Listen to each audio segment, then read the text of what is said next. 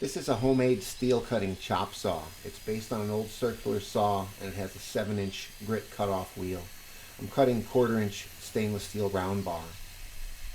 There's a lot of options for cutting little steel parts like this. In the past I've used these 4-inch cutoff wheels with a die grinder. These work great. I also have a 14-inch grit chop saw that could do this job, but it's heavy and it's stuck in the corner, and it's way more saw than you need for something like this. 14-inch cutoff wheels are almost 1/8 of an inch thick. The 7-inch wheels come in a 5-pack, they're cheap, and they're about 1/16 of an inch thick, so they go through the metal easier. When I saw that these blades fit perfectly on my old circular saw, I couldn't wait to get one on there and just start plowing into some metal. These 7-inch wheels cut as nice or better than the 4-inch wheels on the die grinder. I was very happy with the performance. What I wanted was more precision, and that's why I decided to build the chop saw. So this chop saw is a steel and wood frame. It's just an old circular saw and those 7-inch grit blades. And this is light enough you can pick it up with one hand. Eventually I'll just screw this to the wall so it's always ready to go. But for now I just clamped it up in a vise. This video is about how I built this saw. I just started putting this together. This is an old skill saw sitting in my junk bin. That's my tack up. It's my new saw. It all looks pretty square. I'm pretty happy with the way this came out. If this ain't square, you don't have anything. And that looks pretty good. Once I had everything square, I welded it up. These are 2-piece plywood bearing blocks.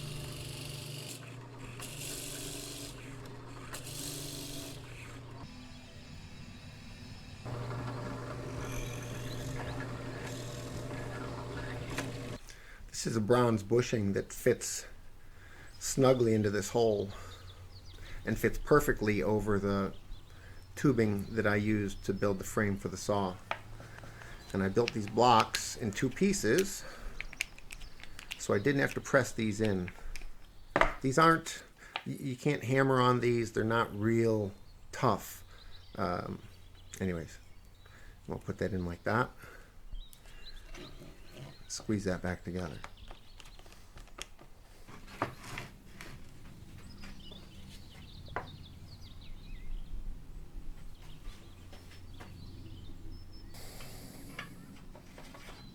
I balanced my saw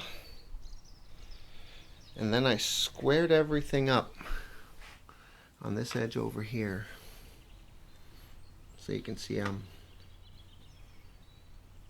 right on the plywood and right on the frame of the saw, and back here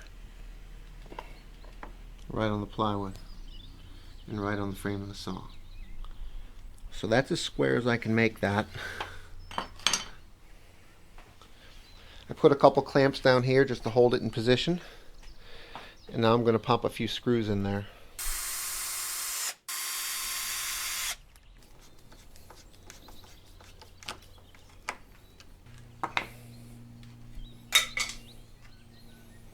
That's really solid. I think what I'm going to do with this is push it all the way to this far side. That runs okay like that.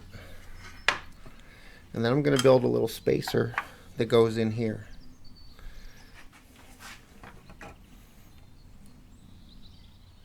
Spacer that wide. It's called 800.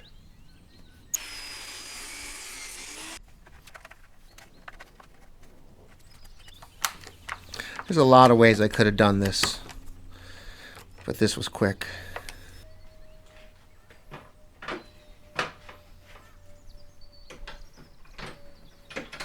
This is a regular 7 1/4 inch blade. I'm going to put it on the saw and cut my clearance slot.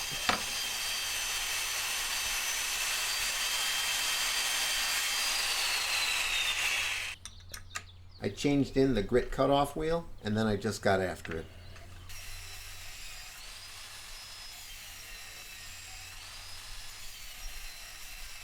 I trimmed this down and sped it up. It took me about 3 minutes to cut all 4 of those bars at the same time.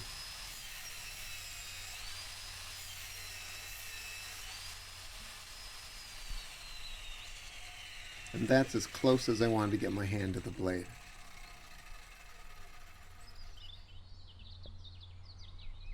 I'd call that a success. I'm going to put a switch on this, make it work a little better, but that is a pretty nice tool to have. Maybe a handle. I might have some kind of handle on this and a better switch, and I'll put that outside on the wall.